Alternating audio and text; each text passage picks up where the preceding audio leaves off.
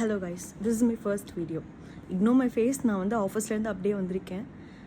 And நான் வந்து ரொம்ப டெஸ்ப்ரேட்டாக இந்த வீடியோ மேக் பண்ணணுன்றதுக்காகவே மேக் பண்ணுறேன். நான் இதுக்கு முன்னாடி நான் இது வரைக்கும் வீடியோ பேசி போட்டது கிடையாது.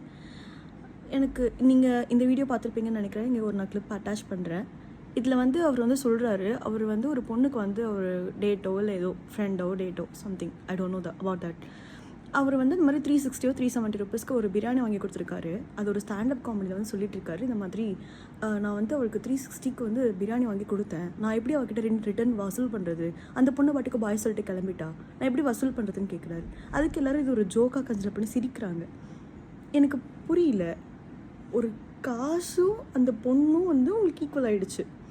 அந்த அந்த பொண்ணுக்கிட்டேருந்து எப்படி வசூல் பண்ணுறதுன்னு பேசிட்டு இருக்கீங்க. And you people are calling like, ஏன் வந்து விமன் வந்து எல்லாம் ஆல் மென்னு சொல்கிறாங்க, ஏன் விமன் வந்து மென் முன்னாடி சேஃபாக இருக்க மாட்டேன்றாங்கன்னு இவ்வளோ பேசுகிறீங்க. எனக்கு புரியல நிஜமா. இது எப்படி உங்களுக்கு காமெடி மாதிரி ஃபீல் ஆகுது?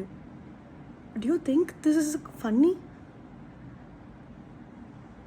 காட், எனக்கு அங்கே இருக்க ஒரு விமன் கூட எந்த ஒரு விமனுக்காகவும் ஸ்டாண்டப் பண்ணல, அந்த ஒரு விமனுக்காக நின்று பேசலை, எல்லோரும் சிரிக்கிறீங்க. இது எப்படி உங்களுக்கு ஒரு காமெடி ஆகுது? எனக்கு புரியல.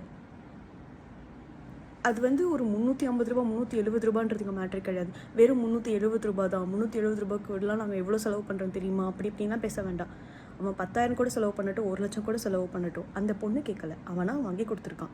அண்ட் அவன் அந்த பொண்ணு கேட்டிருந்தாலும் சரி, அவனாக வாங்கி கொடுத்துருந்தாலும் சரி, ஒரு பொண்ணுக்கு நீ செலவு பண்ணியிருக்கன்ற ஒரு காரணத்துக்காக அவளுக்கான ஓனர்ஷிப் நீ எடுத்துக்க முடியாது.